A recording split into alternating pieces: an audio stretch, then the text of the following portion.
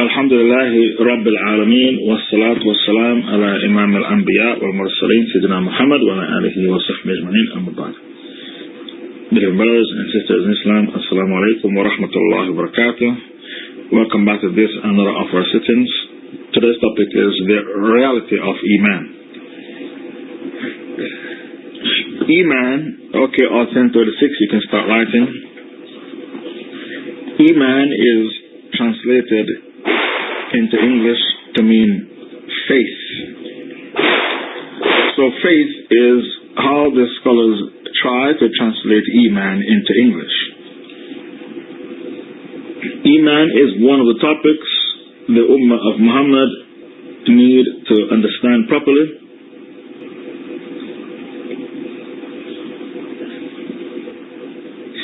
Iman is one of the topics the Ummah of Muhammad need to understand properly, because there are a lot of differences of opinion about it, and the deviant groups have all gone astray in regards to the reality of Iman. All the deviant groups have gone astray in regards to the reality of Iman.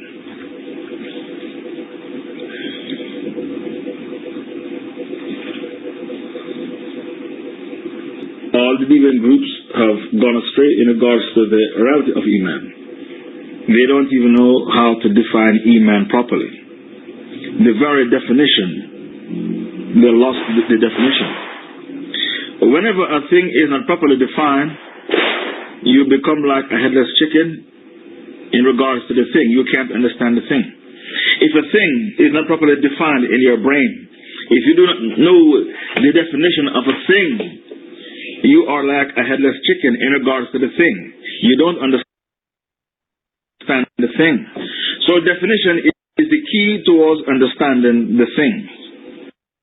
Everything in life has to be defined. In life, everything has to be properly defined. There are five definitions in regards to Iman. Iman has 5 definitions. The first definition is the definition of the Karmatians. Karma, M-A-T-I-A-N. Okay, the Karmatians.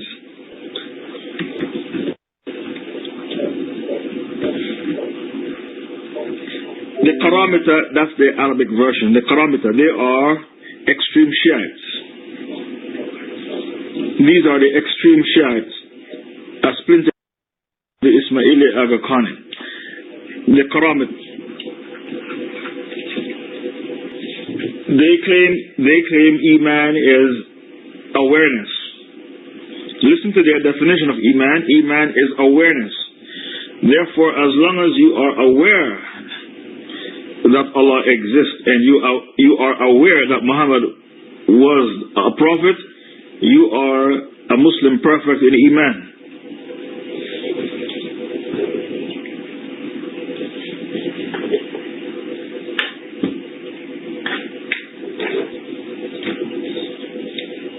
They claim as long as you are aware that Allah exists and you are aware that Muhammad was a prophet, you are a Muslim perfect in Iman.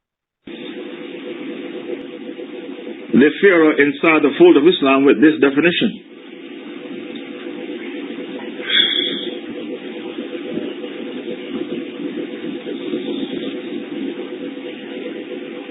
This definition is erroneous, and they have included the Pharaoh inside the fold of Islam with this definition.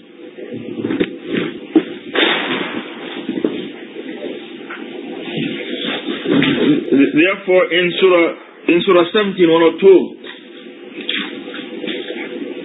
Allah told us that Prophet Musa told the Pharaoh in Surah 17:102, you the Pharaoh, you know that the message I brought is the truth. So Allah said, the Pharaoh was told by Musa. Musa said to the Pharaoh, لَقَدْ عَلِمْتَ مَا أَنزَلَ هَؤُلَاءِ إِلَّا رَبُّ السَّمَاوَاتِ وَالْأَرْضِ بَصَائِرَ. Moses said to the Pharaoh, verily, you the Pharaoh, you know that these signs have been sent down by none other than the Lord of the heavens and the Lord of the earth, as clear evidences of Allah's oneness, Allah's greatness, and Allah's omnipotence. Basaira. Basaira, clear evidences, clear proofs. So, the Pharaoh was aware that Musa brought the truth. His awareness did not make him a believer. So to define Iman as awareness, that's clear evidence that you people, the parameter, you are in manifest error. You are in manifest error. Because your creed is wrong. The second definition, his awareness didn't make him a Muslim. The Pharaoh was aware that Musa brought the truth, yes? His awareness didn't make him a Muslim, though. The parameter are in manifest error. The second definition,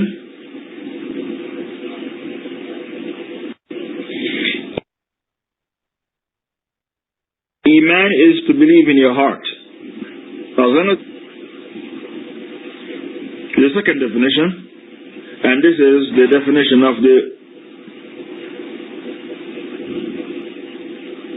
the Murji'ah. This is the definition of the Murji'ah.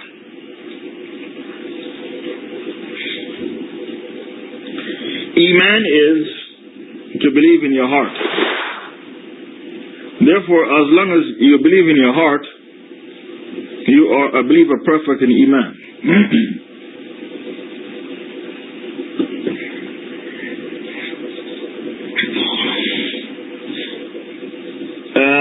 Iman is to believe in your heart. Yes. So as long as you believe in your heart,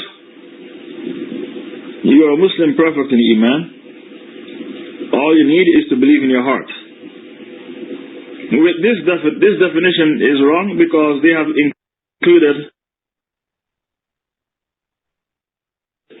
with this definition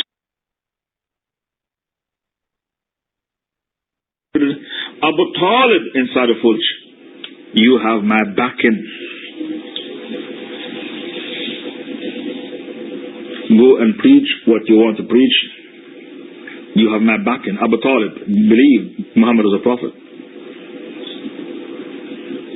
When the Prophet was with Abu Talib on a trading trip to Syria, they passed by a Christian monk called Buhaira.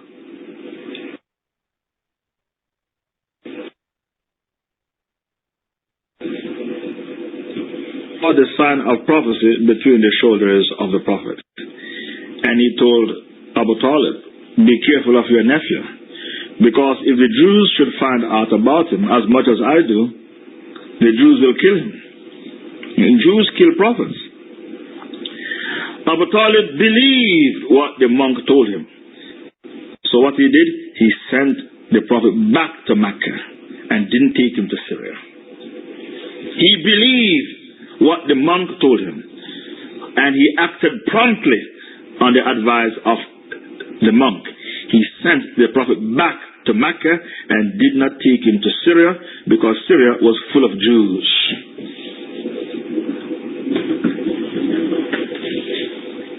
Abu Talib believed that Muhammad was the messenger of Allah. Still he died a kafir. So Iman is more than just to believe in your heart. I am eliminating all the dodgy Aqidah one by one. I am going to use Quran to eliminate all the wrong beliefs one by one. It's called elimination.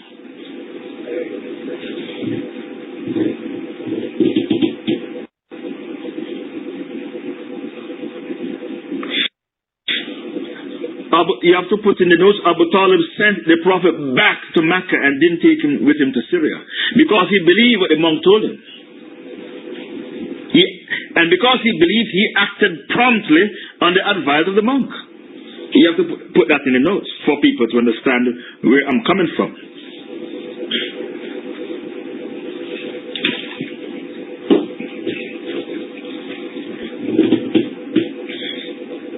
He acted promptly on the advice of the monk.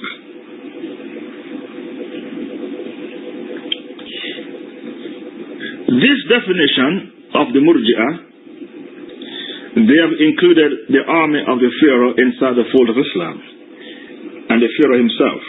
Surah 27 verse 14. Allah told you in Surah 27 verse 14 that the Pharaoh in his heart he believed in Islam. He and his army in his heart, in their hearts they believed, the Pharaoh and his army. وَجَهَدُوا بِهَا وَاسْتَيْقَنَتْهَا أَنفُسُهُمْ ظُلْمًا وَعُلْوًا. In their hearts they were all convinced that Musa brought the haqq. Islam is the truth. But outwardly they rejected faith in the name of pride, arrogance and haughtiness. Do you see the ayah? Allah said they were convinced. Do you see the ayah in front of you? So to say Iman is just to believe in your heart, I'm afraid we will never accept that definition.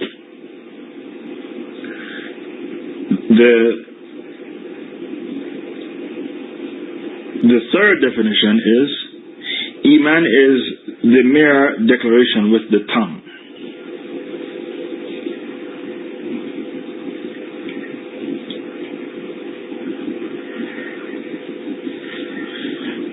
The third definition, Iman is the mere declaration with the tongue.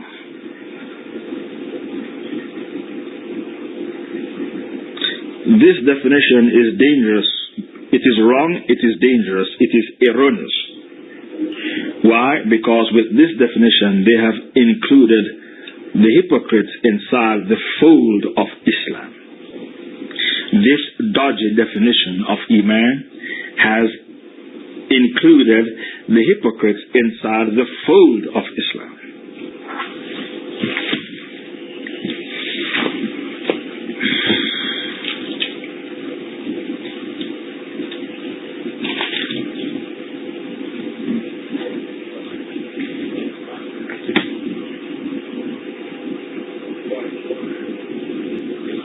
Allah told you in Surah 63,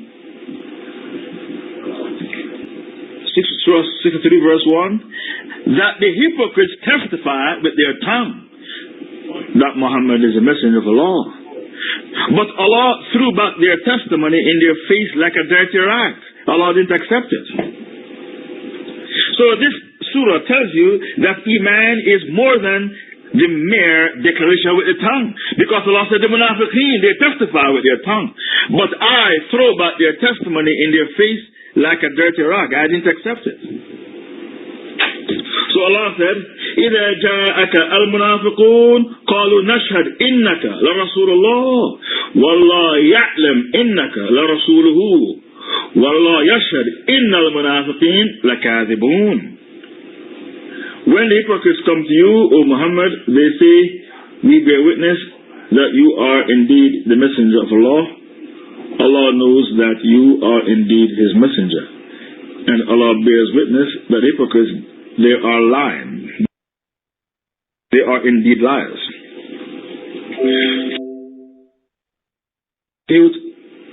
The definition, declaration with the tongue.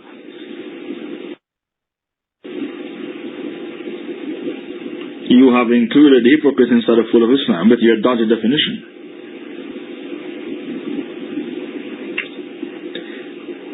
This erroneous definition of Iman has included the shaitan inside the fold of Islam. I repeat, this erroneous definition of Iman has included the shaitan inside the fold of Islam.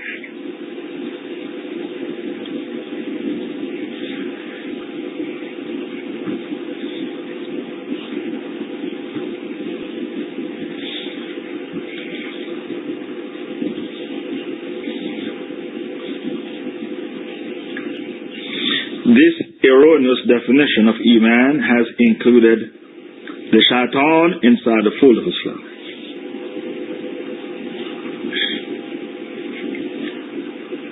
Allah told you that the shaitan, he declares that he believes that Allah is his only Lord. He believes in life after death, and he believes in the day of resurrection. When the shaitan was thrown from heaven, what did he say? Rabbi fa'anzirni ila yawm yub'athun. My Lord, grant me respite until the day of resurrection, when man will be raised from the dead. So the shaitan believes that Allah is his one and only Lord. Even though the shaitan believes that Allah is his Lord and he believes in life after death, he believes in the day of judgment, he is still a kafir, because Iman is more than just the mere declaration with the tongue.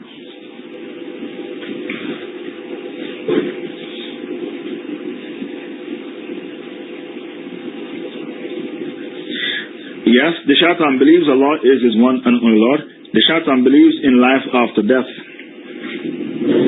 In spite of that, the shaitan is still a kafir, because Iman is more than just the mere declaration with the tongue.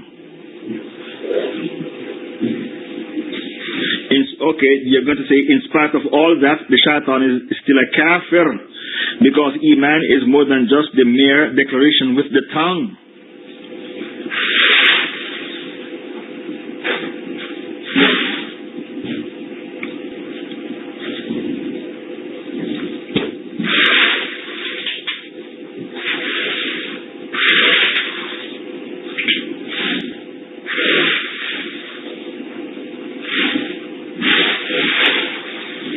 The fourth definition of Iman is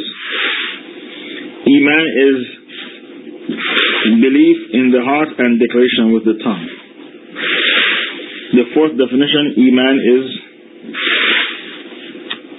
belief in the heart and declaration with the tongue.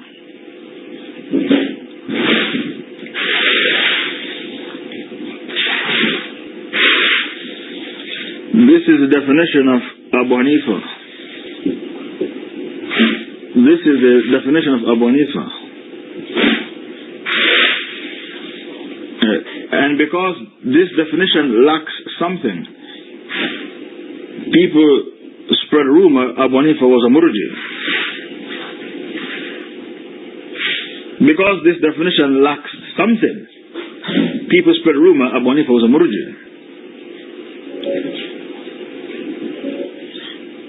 Abu Hanifa was not a murji because he used to make takfir. People who are murji, they don't make takfir.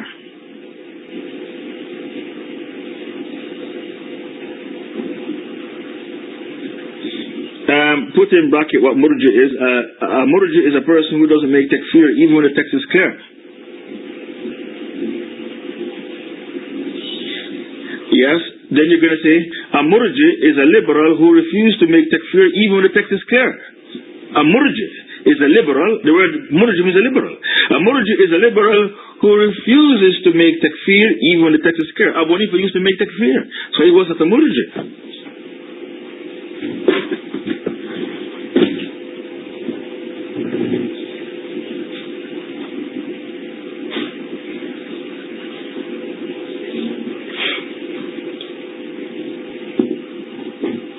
If you ask a murji, is Salman Rushdie a kafir? He'll say, Allahu Alam. And he will never make takfir. He will say, Allahu Alam, and he'll never make takfir. Even when the text is clear, he refused to make takfir. That is a murji. I told you to send out invites because people don't know that there's a dars. They think I am on holiday. I decided to take the mic because an admin is available for notes.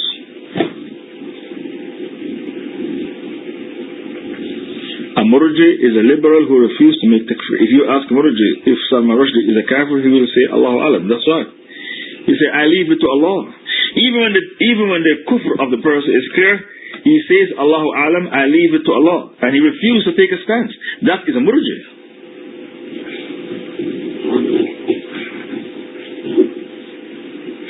A murji says Islam is in my heart, I don't want to practice.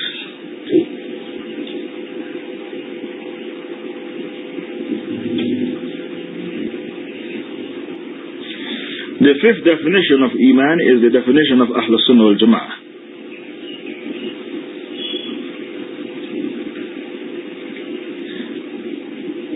The fifth definition of Iman is the definition of Ahl Sunnah wal Jama'ah.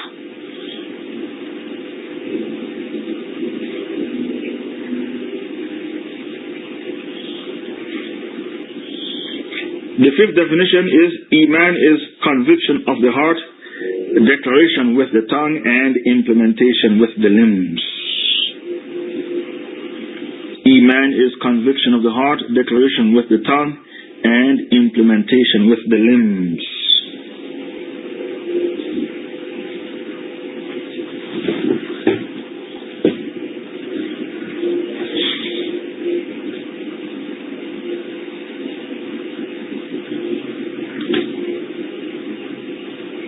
Iman, according to Ahl Sunnah wal Jama'ah, is conviction of the heart, declaration with the tongue, and implementation with the limbs.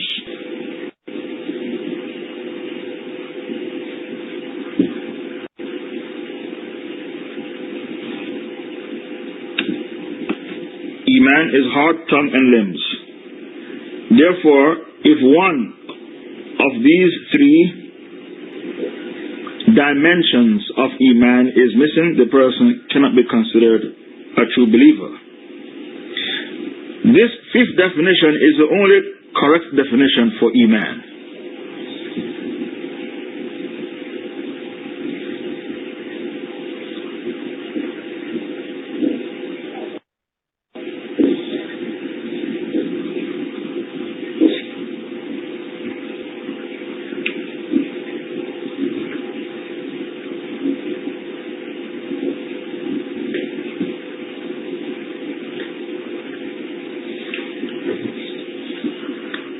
As for definition 1, 2, and 3, it is the definition of the Ghulat Murji'ah.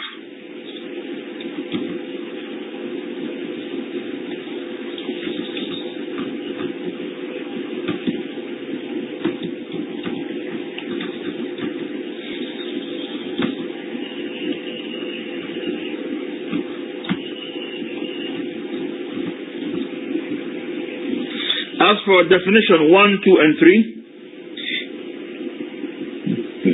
these are the definitions of people who are Ghulat Murji'ah, the extreme.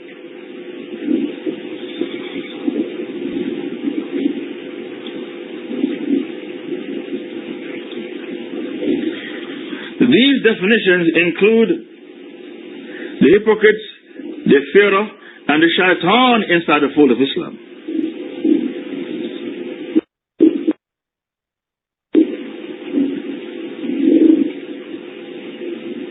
These definitions include the hypocrites, the pharaoh, and the shaitan inside the fold of Islam.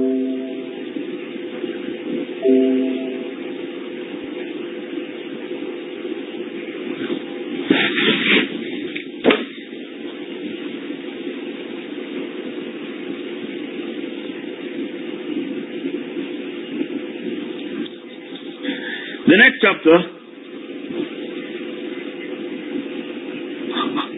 are our actions a part of our Iman.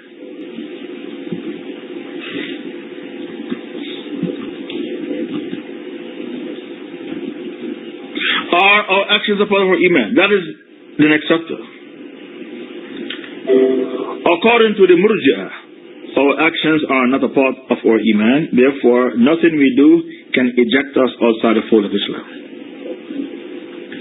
According to the Murji'ah, our actions are not a part of our Iman, therefore nothing we do can eject us outside the fold of Islam.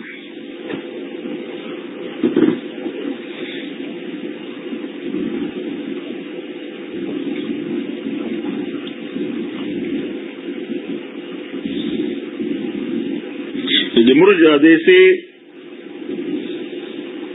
Islam is in my heart, I don't need to practice. The Murji'ah, they say, I am a non-practicing Muslim. They They call themselves non-practicing Muslim. Islam is in my heart, I don't need to practice.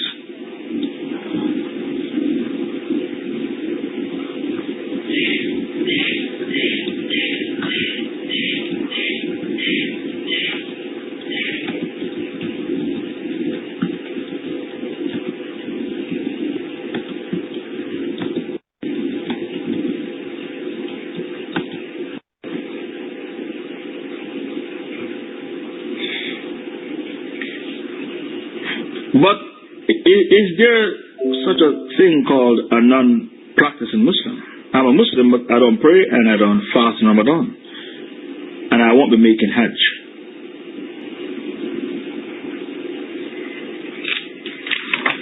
Because the majority of Muslims are religious.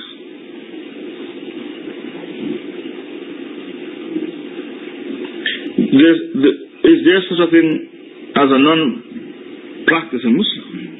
Because they want to convince us we have to accept them as Muslims. The evidence to prove otherwise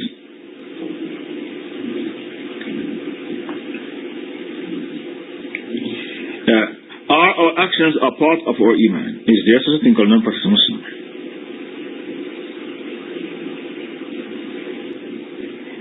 Okay, authentic 16:6, you're going to say the evidence from Ahlus Sunnah wal Jama'ah to prove that our actions are a part of our Iman is the following ayah.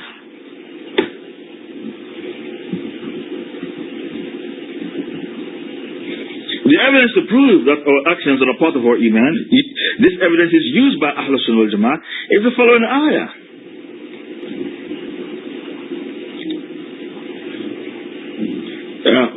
Baqarah 143. It's a very long ayah. I only want the piece that I am going to quote.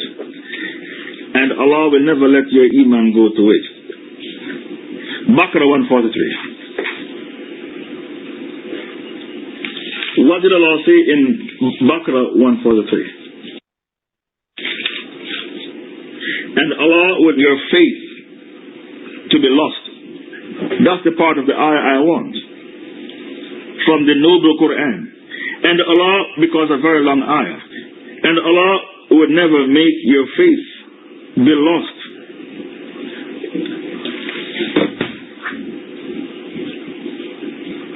No, what is Allah talking about? And Allah would never make your faith to be lost. The Sahabas used to pray facing Jerusalem for 7 months. Some scholars say 17 months. And then Allah commanded them to turn their face to Mecca, change the Qibla. When Allah told them to abandon Jerusalem as a Qibla and face Mecca, they went to the Prophet and said, what about the Salah we performed facing Jerusalem? Will we get any barakah for that? Allah answered the question. Allah said, وَمَا كَانَ اللَّهُ لِيُضِيعَ إِيمَانَكُمْ. It is not for Allah to make your Iman go to waste. Iman means your prayers to Jerusalem. This is the evidence used by the scholars to say your actions are a part of your Iman. Because Allah pronounced your prayers to Jerusalem Iman. And this ayah, it's impossible for the Zindiq to refute it. It is impossible for the Zindiq to refute the ayah which I've just brought you. Allah pronounced their prayers to Jerusalem as Iman, and your prayers contain actions. Your prayers is full of actions. Finish the sentence. Allah pronounced their prayers to Jerusalem as Iman, and your prayers contains actions.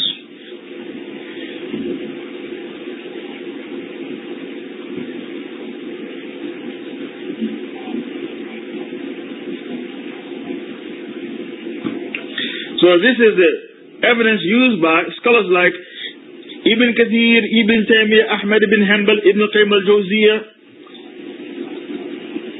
they use this ayah to refute those who say our actions are not a part of our Iman.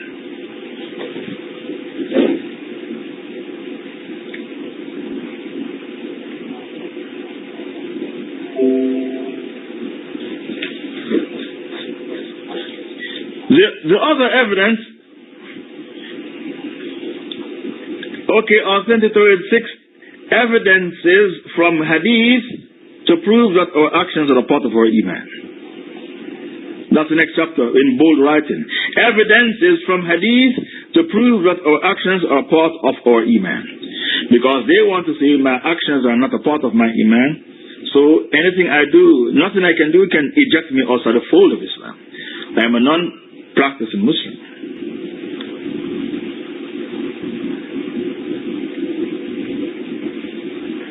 The first hadith I have in front of me is,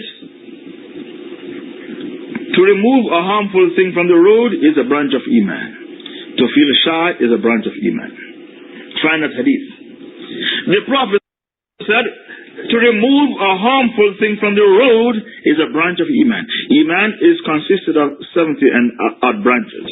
Some 77 branches. The highest is to say La ilaha illallah. The lowest branch is to remove a harmful thing from the road is a branch of Iman.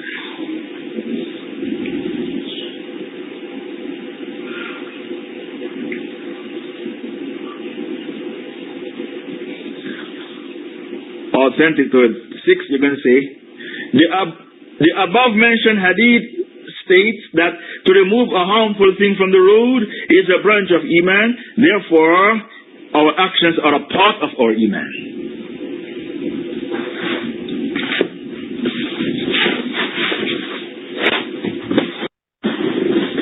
The above mentioned hadith states that to remove a harmful thing from the road is a branch of Iman. Therefore, our actions are a part of our Iman, and those who believe otherwise, they are misguided.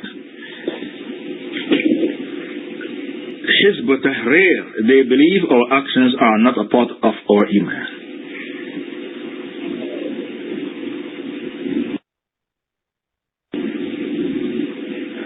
Example, Hizb Tahrir, they believe our actions are not a part of our Iman.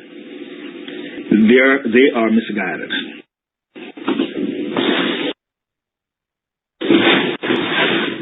Hizb Tahrir,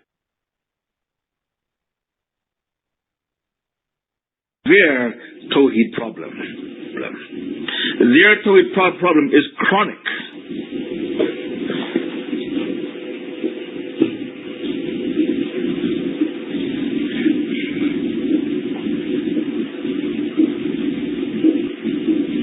The next hadith, to get married is half of your deen. Okay, find the hadith. Marriage, nikah is half of your deen. It's on the blog. Go and look for it. That's the other evidence used by the scholars to say your actions are a part of your iman. Marriage is action, isn't that so? I'm sure you know that.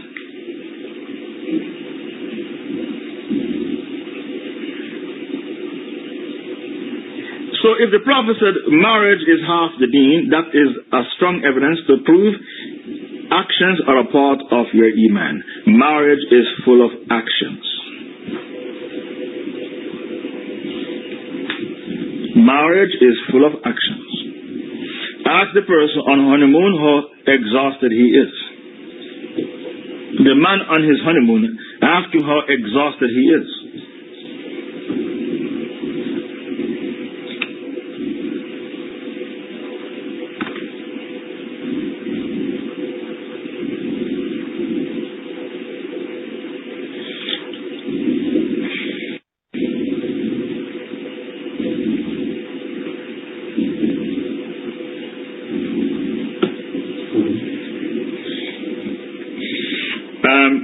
Delete one hadith and keep the one that has takhrij, volume and page.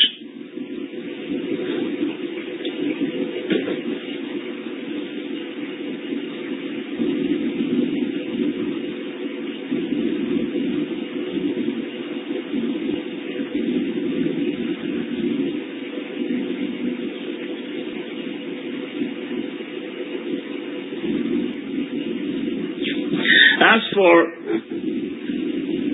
the other hadith, the most perfect of believers in regards to Iman are those who are best in conduct. أكمل المؤمنين إيمانا أحسنهم خلقا.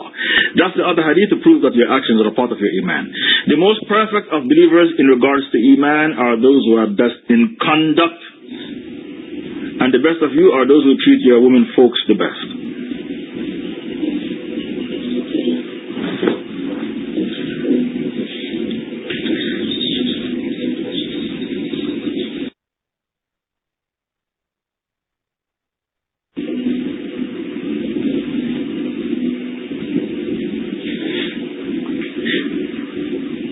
Iman are those who are best in conduct, and the best of you are those who treat your women folks the best. Find that hadith. This is the other evidence used by the ulama to prove that your actions are a part of your Iman.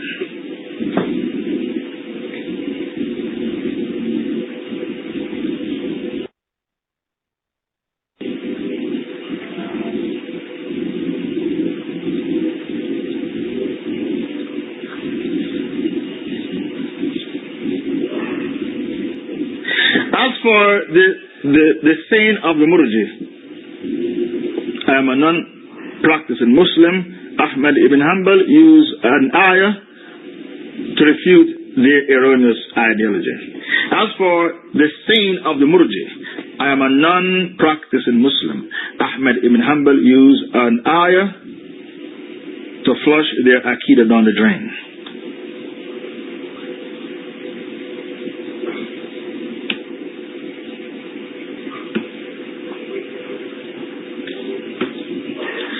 As for the saying of the Murji, I am a non-practicing Muslim, Ahmad ibn Hanbal used an ayah to refute their erroneous ideology. The ayah used by Ahmad ibn Hanbal is Tawbah 11.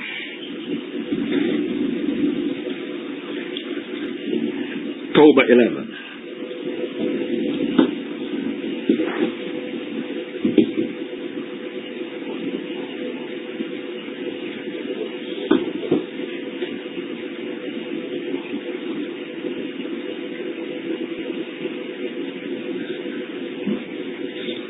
So when the Prophet had POWs and the Sahabas were worried, what if these POWs, they are taking shahada and the shahada is fake?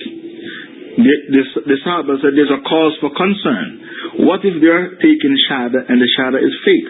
How can we tell they are real Muslims? When they said that to the Prophet, Allah revealed Tawbah 11. And if they make Tawbah from their kufr, their shirk, their zandaka, perform their 5 prayers and pay the zakah, then they become your brothers in deen. This is the evidence used by the classical scholars to say there is no such a thing called a non-practicing Muslim, because Allah put down 3 conditions to accept the reverts as your brothers in deen. They need to make tawbah from their kufr, their shirk, their zandaka, perform the 5 prayers and pay the zakah. Then you are allowed to accept them as your brothers in deen. As for Tawbah 11, it's impossible for a zindiq to refute that ayah. It's impossible for a zindiq to refute Tawbah 11. This ayah is called checkmate.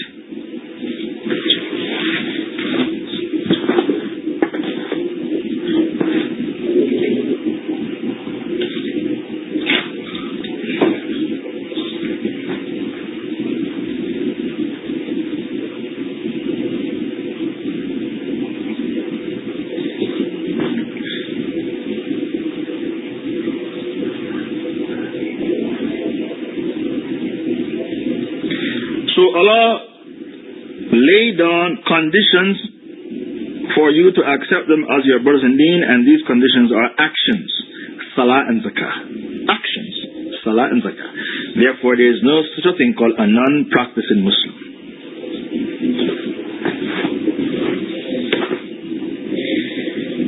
So you have your family members and cousins saying, I'm a non-practicing Muslim. Let them know what they are speaking is crap.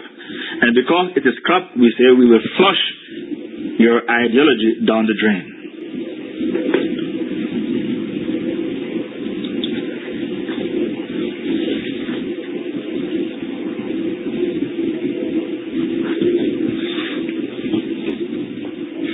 for their saying, nothing I can do, no action can eject me outside the fold of Islam, we have evidences from Quran and Sunnah to prove otherwise.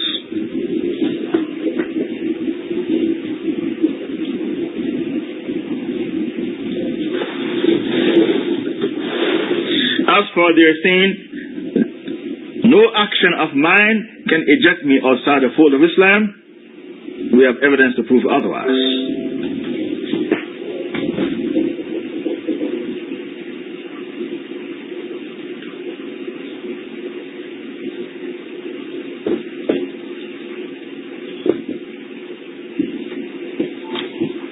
The first evidence is Baqarah 102.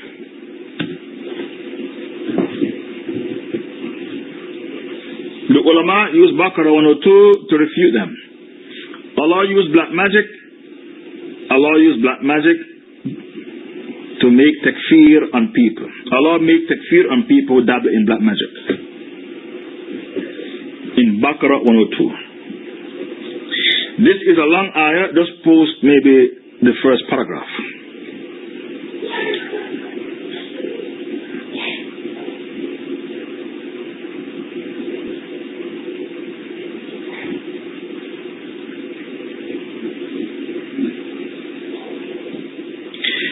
Continue to post because you haven't reached the part that I want to find. Teaching men magic and such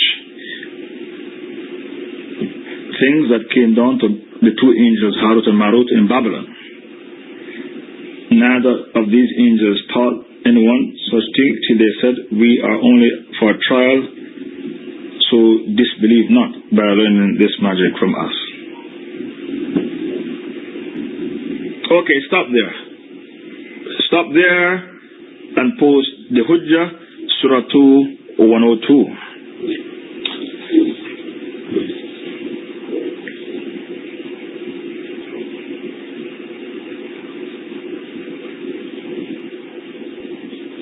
Okay, Allah made takfir on those who dabble in black magic in the ayah.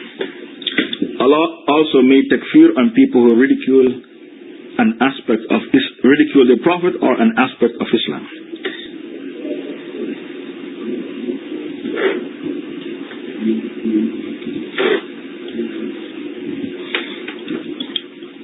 Or 1036, you can say in Tawbah 65 to 66. Allah made takfir on people who ridicule the Prophet or an aspect of Islam.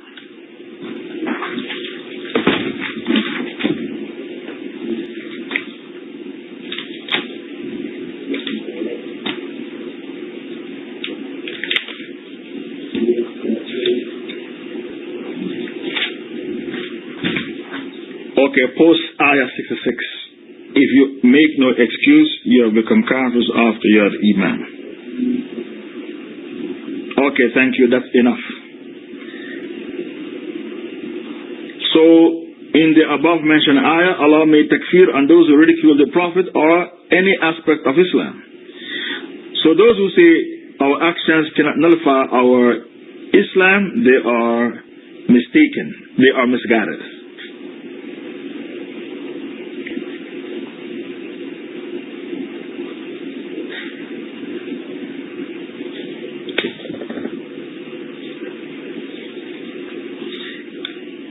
As for evidence from hadith, bring the hadith in brown font. A man was killed as a kafir because he married his father's wife. Okay, find the hadith. Ibn Kathir, when he was explaining the hadith, said this man was killed as a kafir. Why? Because his property was confiscated. If he was killed as a Muslim, we wouldn't have confiscated his property. The Prophet wouldn't have confiscated his property.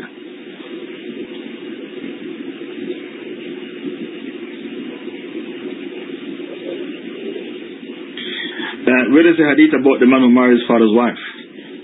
So the man was killed as a kafir, Ibn Kathir says. He was killed as a kafir because his property was confiscated.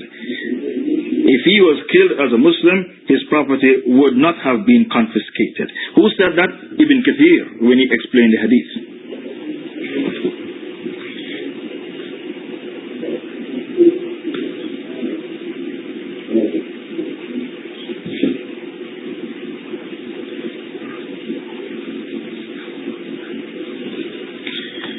Where is the hadith that was quoted?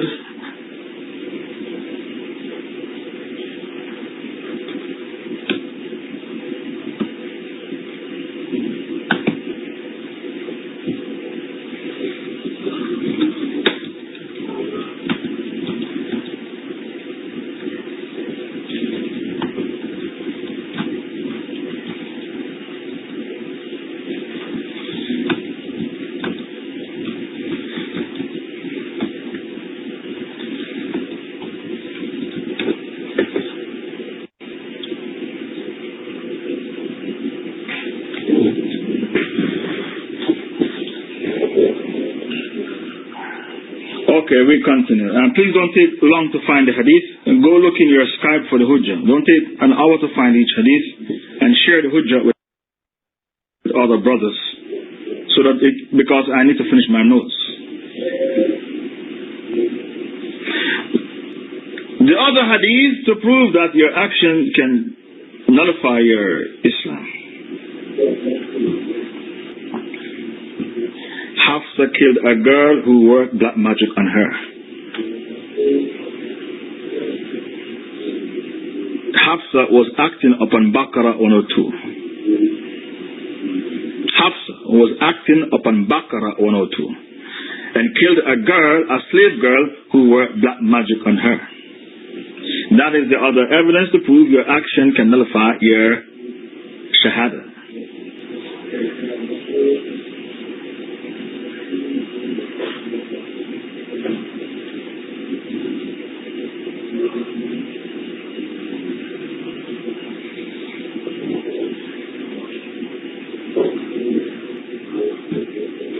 Okay, find the hadith. Hafsa killed a slave girl who worked black magic on her. This is yet another evidence to prove your action can take you outside the fold of Islam. Now, those who say nothing I can do can make me become a kafir, they are totally misguided.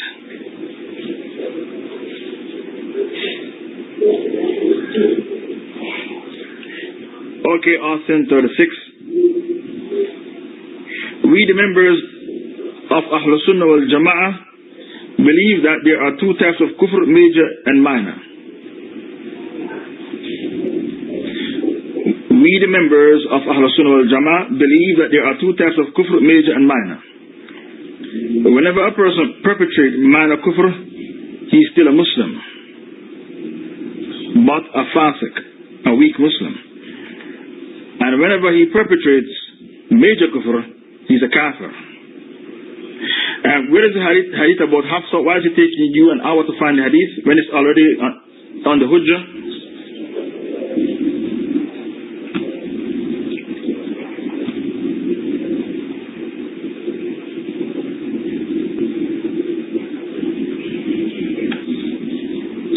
And when he perpetrates major kufr, he becomes a kafir.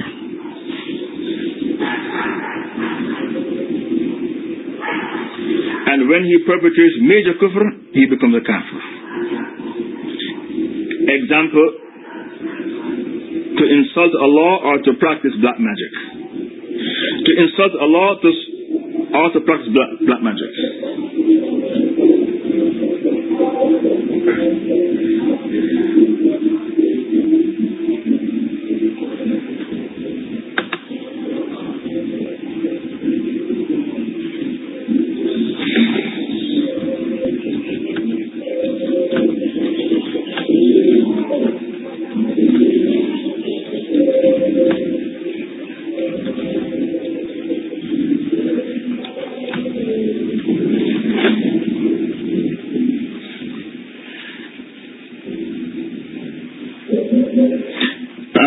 The takhrij should come after the hadith, not before. Malik, the Muwatta of Malik, book 43, number. Anyway, the takhrij has to come after.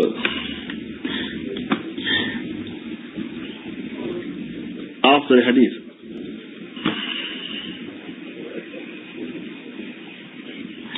Okay, shukran. We continue the dars.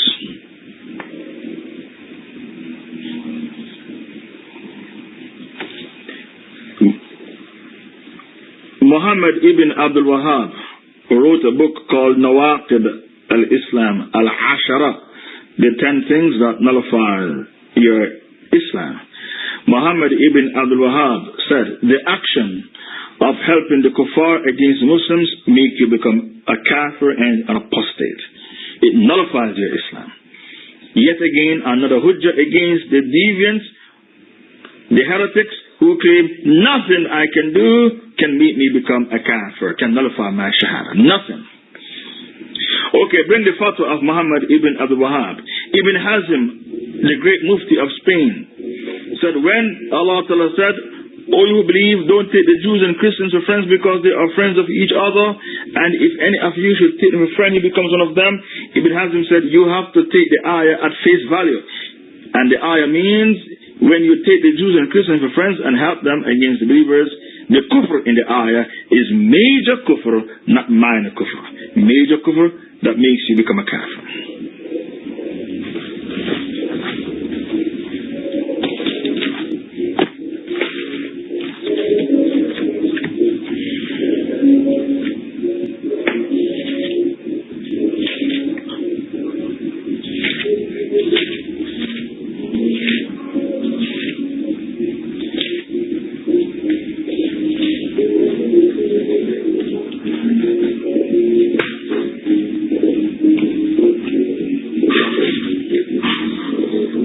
Bring me the fatwa of Ibn Hazm.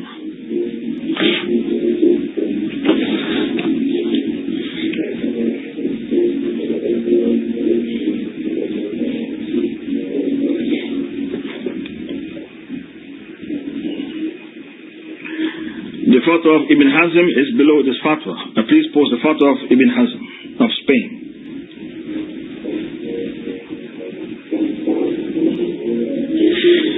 Close your window background music.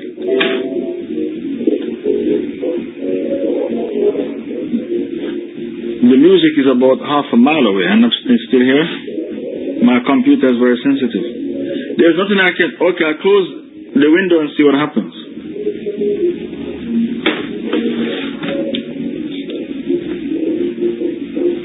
Where is the fatwa of Ibn Hazm? It comes after this fatwa. It says that when Allah said in Ma'idah 51, if you take the Jews and Christians for friends, you become one of them. Ibn Hazm said, the kufr Allah is speaking about in the ayah is major kufr, not minor kufr.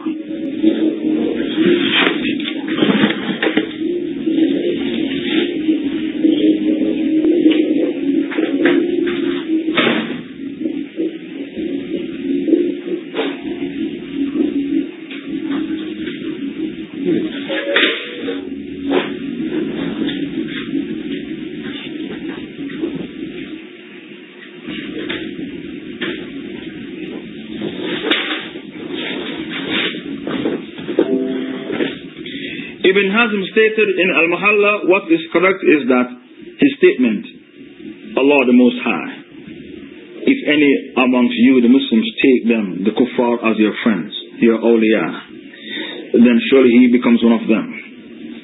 Ma'idah 51 should be understood on the basis of its apparent meaning.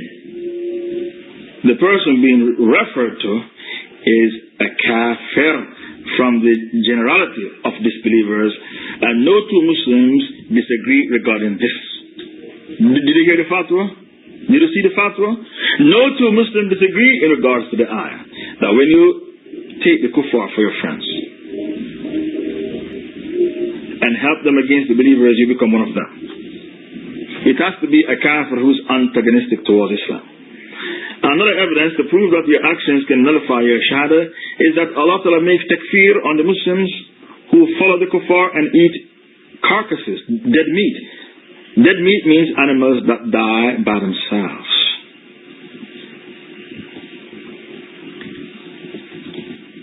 Okay, authentic Tawheed 19, find the Hujjah. Surah 6, 121. The pagan Arabs used to eat animals that died by themselves, and they used to tell the Muslims, come and eat with us. Allah killed it for us, so come and eat it. The animal got sick and died. Allah said, if you follow the kuffar and eat that meat, you become a kafir like them, a mushrik like them.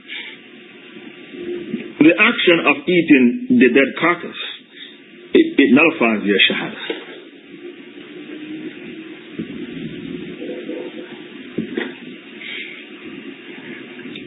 So in Surah 6, 121, authentic to it, 6 could have write what I'm saying. The pagan Arabs used to eat animals that died by themselves. And they used to tell the Muslims, come and eat the animal with us. They were taking the piss. How can you tell a Muslim, come and eat dead animal?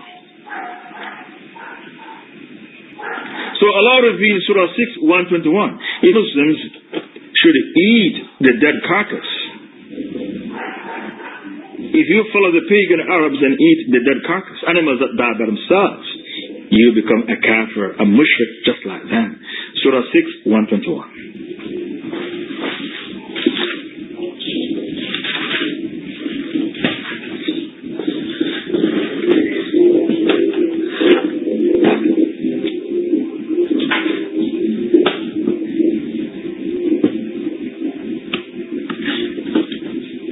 You might have to pause the ayah bit by bit because it's a long ayah. Okay, we continue our dars.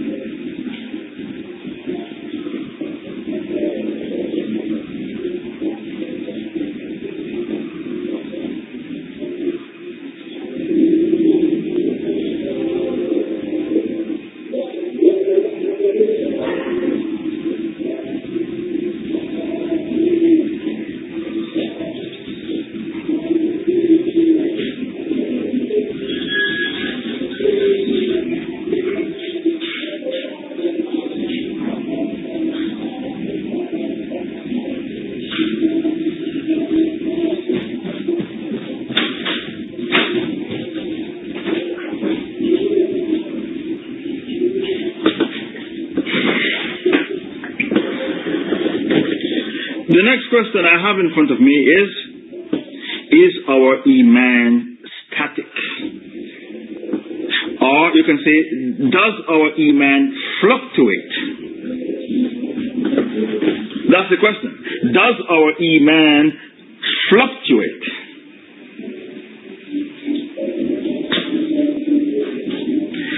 According to Hizb Tahrir, our Iman is static. It doesn't fluctuate.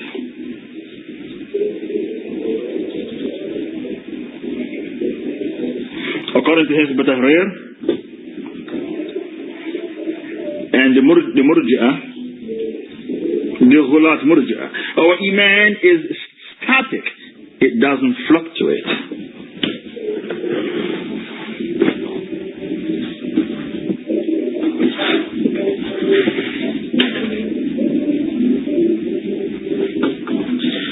However, we have evidences from Quran and Sunnah to prove otherwise. We don't have evidence, we have evidences in the plural. We have evidences from Quran and Sunnah to prove otherwise.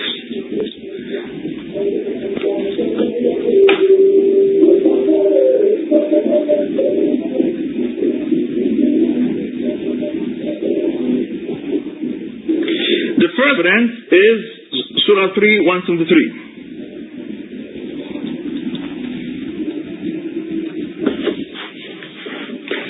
When the Sahabas were getting ready to fight at the Battle of Uhud, the hypocrites of Medina said to them, a large army is going to fight you, so fear them.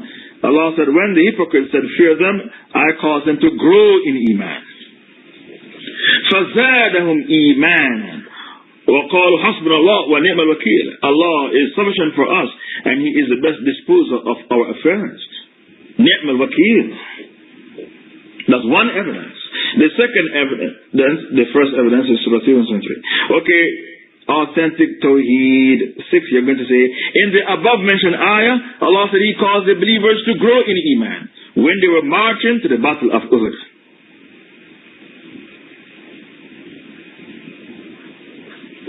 In the above mentioned ayah, Allah said, I caused the believers to grow in Iman while they were marching to the battle of Uhud.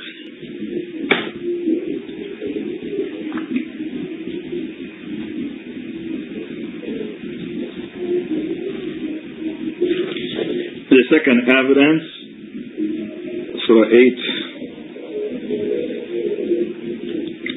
verse 2.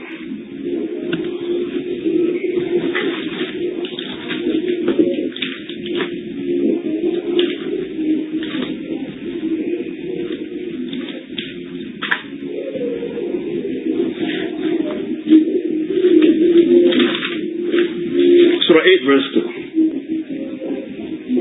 إنما المؤمنون الذين إذا ذكر الله وجلت قلوبهم وإذا تليت عليهم آياته زادتهم إيمانا وعلى ربهم يتوكلون. Surah 8 verse 2. The believers are only those who, when Allah is mentioned, they feel a fear in their hearts, and when His verses, the Quran, are recited to them, these verses increase their Iman, and they put their trust in their Lord alone. Okay, you're going to say, it is impossible for a Zindiq who believes our Iman is static to refute the above mentioned ayah. Put that in the notes. It is impossible for a deviant. Maybe the word Zindiq is too strong. It is impossible for a deviant like Hizb ut-Tahrir. It is difficult for a deviant like Hizb ut-Tahrir who believes our Iman is static to refute the above mentioned ayah.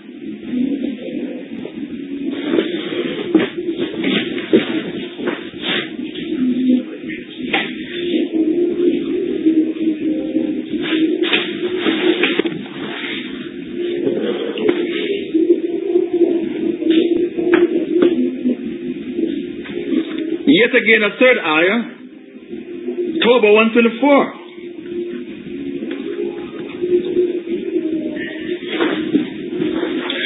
Tawbah 124 is the other ayah used by Ibn Kathir, Ibn Taymiyah, Ahmad ibn Hanbal, Ibn al-Qayyim al-Jawziyah.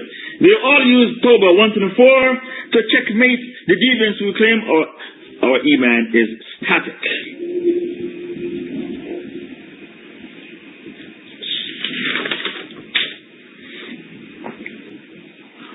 وإذا ما أنزلت سورة فمنهم من يقول أيكم زادته هذه إيمانا فأما الذين آمنوا فزادتهم إيمانا وهم يستبشرون. And when there comes down a surah, some of the hypocrites, they would used to say sarcastically.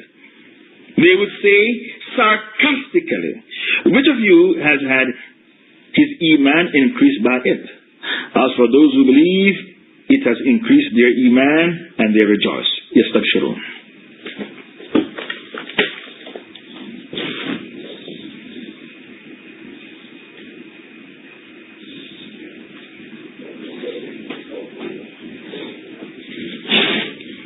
All the deviants have issues.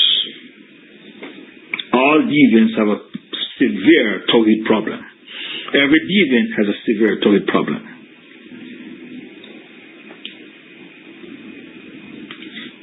Allah told us in the Quran that people can increase in kufr as well.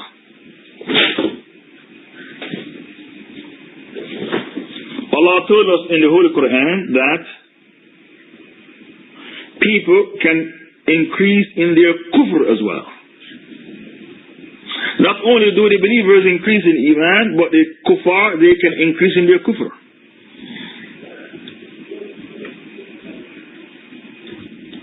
The evidence is Surah 3 verse 90.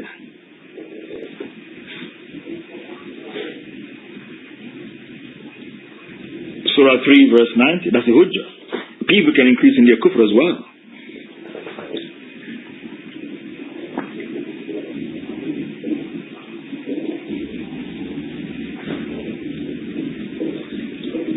Verily those who disbelieve after their belief and then went on increasing in their disbelief. You see, they went on increasing in their disbelief. Never will their repentance be accepted. Because they repent with their tongues, not with their hearts. And they are the ones who are astray. Okay, authentic towards 6. You're going to write evidence from Sunnah that our Iman increase and decrease.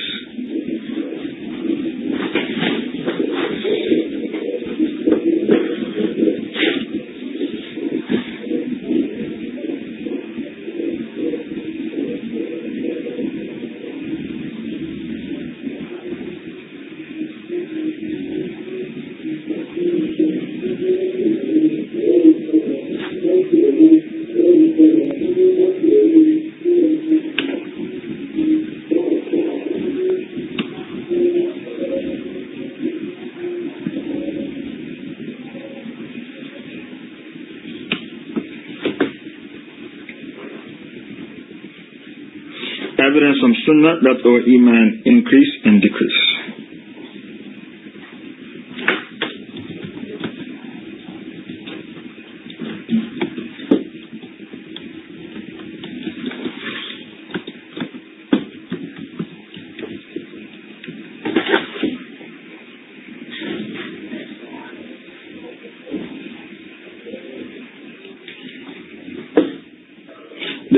The best hadith is the hadith about Hanzala.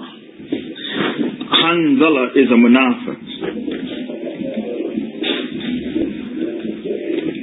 That's a famous hadith.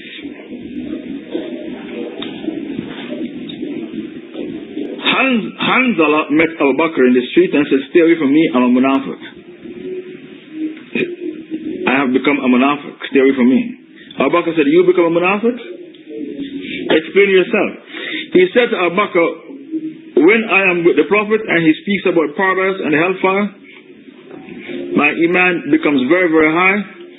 But when I go home and play with my wife and children, my Iman goes down."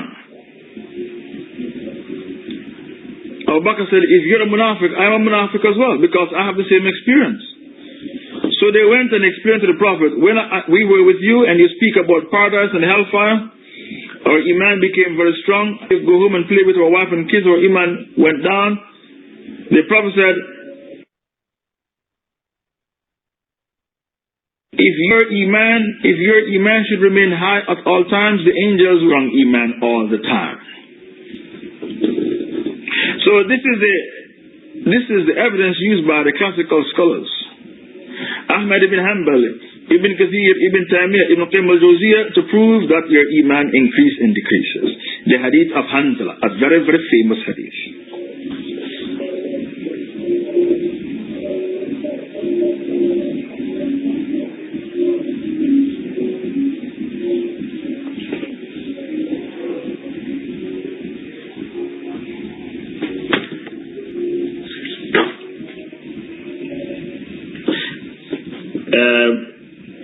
The next chapter, what are the 6 pillars of Iman?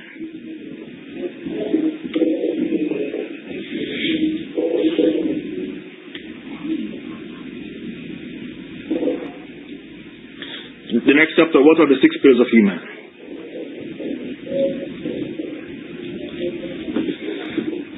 The 6 pillars of Iman are, go and look for Hadith Jibreel. The 6 pillars of Iman are to believe in Allah. You're going to say 1. To believe in Allah. That's why you're going to label it 1, 2, 3, 4, 5, 6, one after the other, one on top of the other. Number 2, to believe in Allah, to believe in His angels.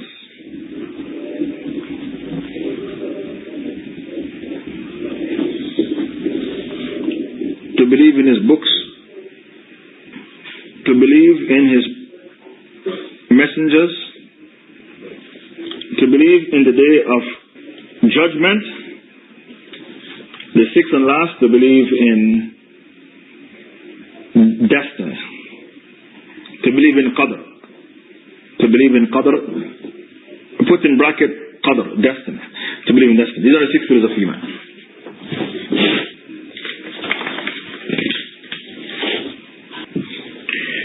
Okay, wait until the admin posts the hujjah before you post anything.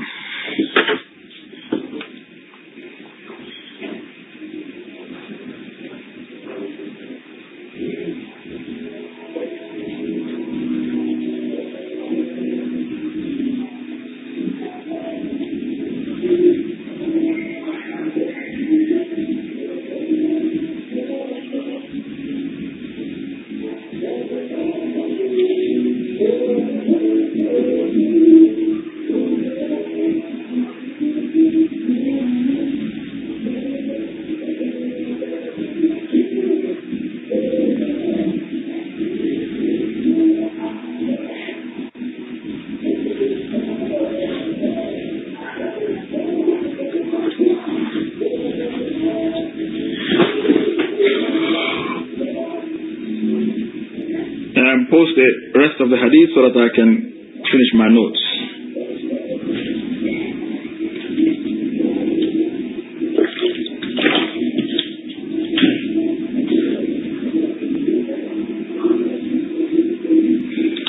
When is the hour? The one to whom the question is put doesn't know more than the questioner.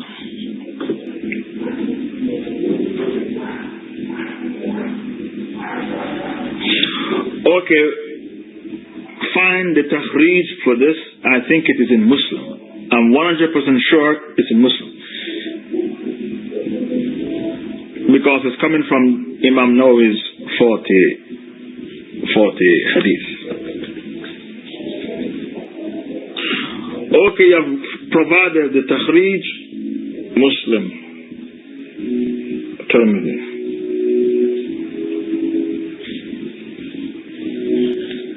The next chapter, what is the difference between a Muslim and a mu'min?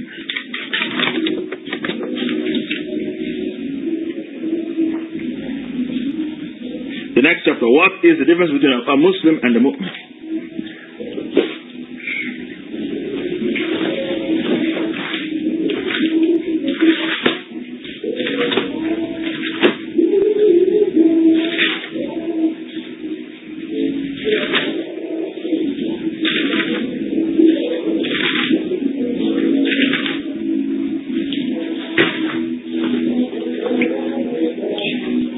Even though we use the words Muslim and Mu'min interchangeably, Allah makes a difference between them in the Holy Quran.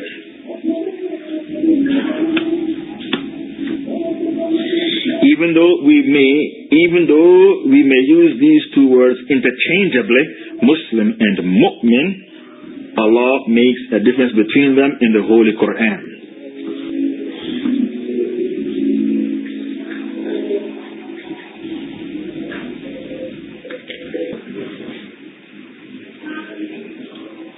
So Allah Ta'ala separate them in Ahzab 35. Okay, bring that hujjah.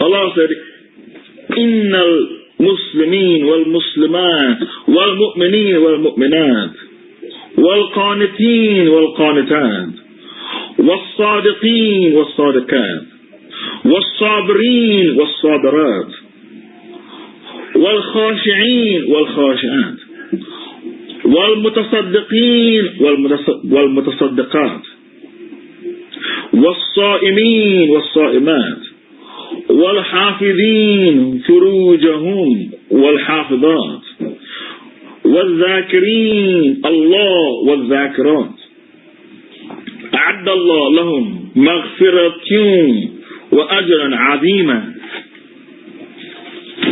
Allah made a difference between Muslimin and Mu'mineen in the above mentioned ayah. Allah also made a difference between them in Surah 49 verse 14. Some Arabs came out of the desert and said, "Oh Muhammad, feed us, we are hungry, we are believers." They took shahada and they suffered hunger.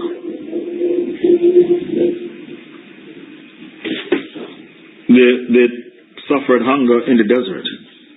And they came to Muhammad in Medina and said, "Feed us, we are Muslims." They didn't say we are Muslims, they said we are mu'minun. So Allah said, the Bedouins claim we believe, we are mu'minun. Say to them, you are not yet mu'minun, you are only Muslimun, because Iman has not yet entered your hearts properly. But if you obey Allah and His Messenger, He will not decrease anything in reward for your deeds. Verily Allah is the most forgiving and the most merciful. So Allah is between Muslimun and Mu'minun in the above mentioned ayah.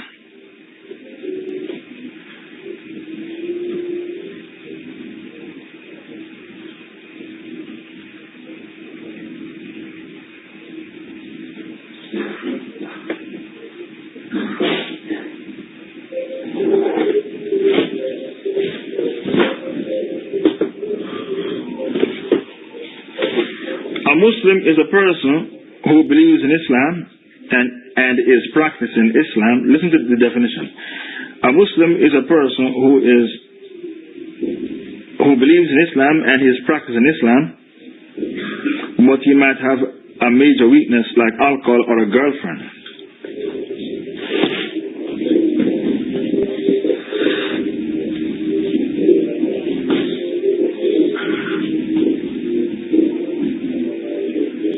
A Muslim is a person who believes in Islam. I can't really sort out the background noise unless I go and break the amplifier of the neighbor who lives some half a mile away. By the time I reach where he is and to come back, there's too much time.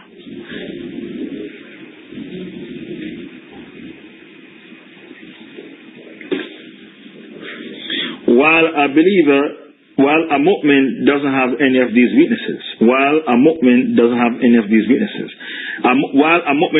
a major weakness as a trait in his character. While a mu'min doesn't have a major weakness which is a trait in his character.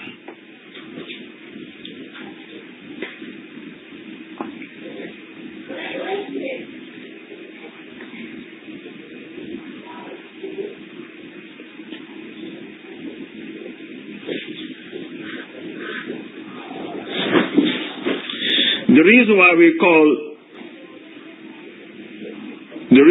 call the Muslim who drinks alcohol and have a girlfriend a Muslim is because these two sins are minor kufr, not major kufr.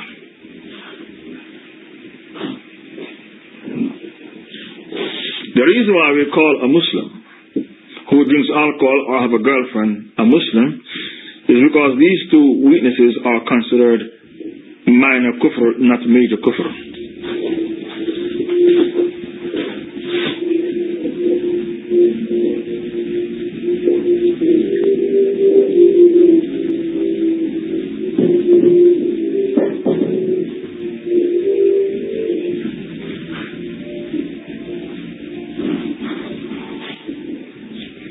However, if he should spy for the kuffar or dabble in black magic, we would have to call him a kafir because these two weaknesses are considered major kufr.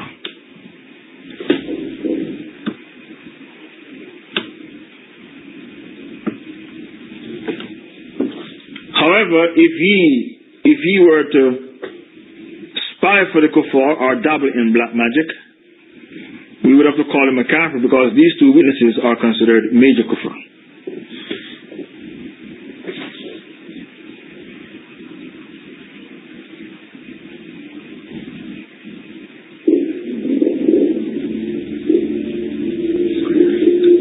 The evidence to prove is the hadith La yazni az-zani hina yazni wa huwa mu'min. The fornicator is not a mu'min when he's in the act. What the Prophet meant, Authentic 36, what the Prophet meant is he is not a mu'min when he is fornicating with the girl, but he is still a Muslim. The above mentioned hadith means the man is not a mu'min when he is fornicating with the girl, however, he is still a Muslim.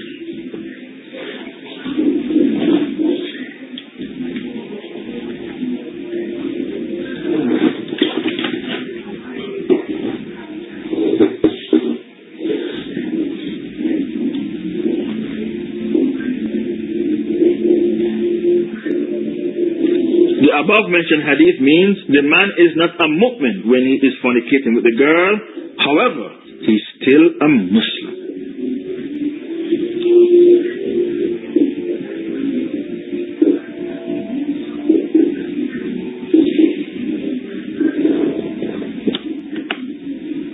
The above mentioned hadith means the man is not a mu'min when he is fornicating with the girl, however, he is still a Muslim.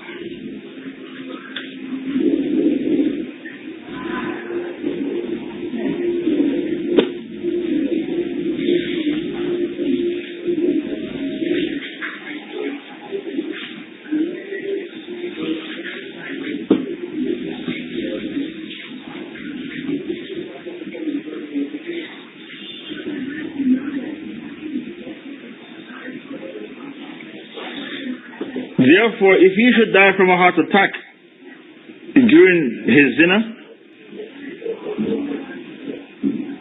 he dies as a Muslim, and on Judgment Day, he is underneath the will of Allah. If Allah wants, He can forgive him for his zina and put him into paradise, and if Allah wants, He can send him to the hellfire for some days or for some months or for some years, and then transfer him into the paradise. He is under the will of Allah. So if Allah wants, He can forgive him for his zina, because zina is minor kufr, not major kufr, and sends him straight into the paradise. And if Allah wants, He can send him to the hellfire for some time to be punished for his zina, then Allah will transfer him into the paradise after he's punished in the hellfire for some time for his zina.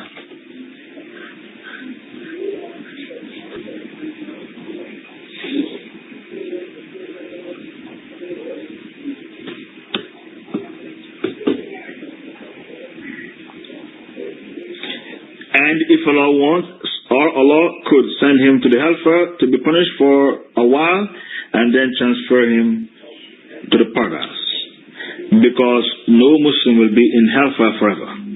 Finish the sentence. Because no Muslim will be condemned to the hellfire forever.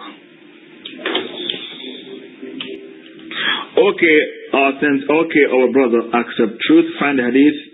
Any man with an atom's weight of Iman will be taken out of the hellfire. Find that hadith. Find the hadith. Anyone with an atom's weight of Iman will be taken out of the hellfire with what? The intercession of Muhammad.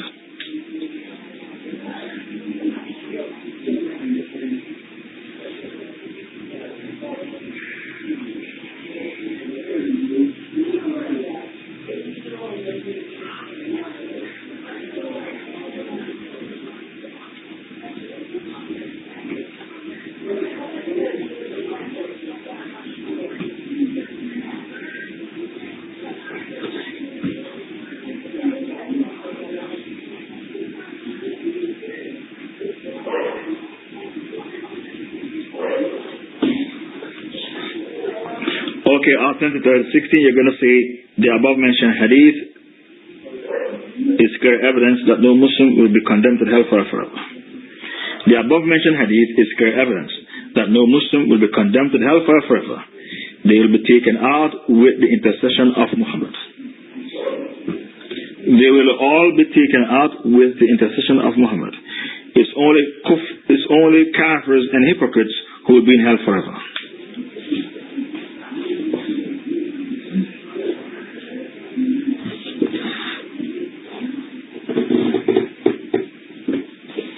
they will be taken out of hell with the intercession of Muhammad. They will be taken out of hell with the intercession of Muhammad. It's only kafirs and hypocrites who will be condemned to the hellfire forever.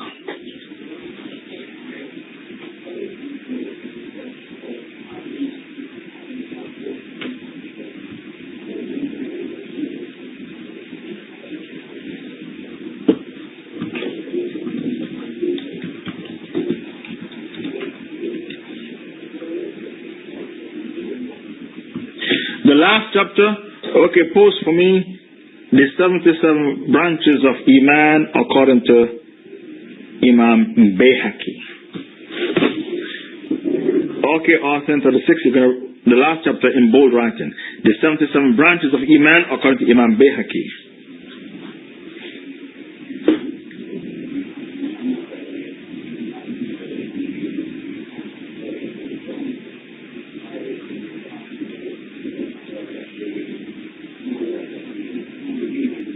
Okay, our brother accept truth. Post the 77 branches of Iman 1, 2, 3, 4, 5, 6, 7, 8, 9, 10 till it reach all 77.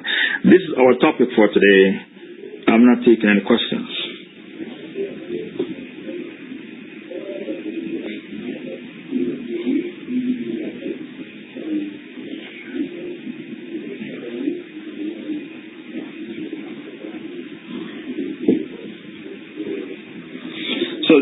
He compiled the 77 branches of Iman based upon his research with Quran and Hadith.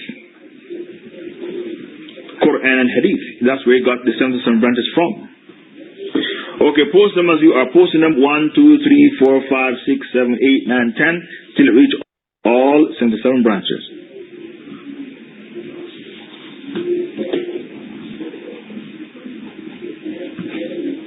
Jazakallah khairan. Thank you, Authentic Tawheed 6 for the notes. They were wonderful notes. Thank you, Authentic Tawheed 19 for posting the Quranic Hujjah.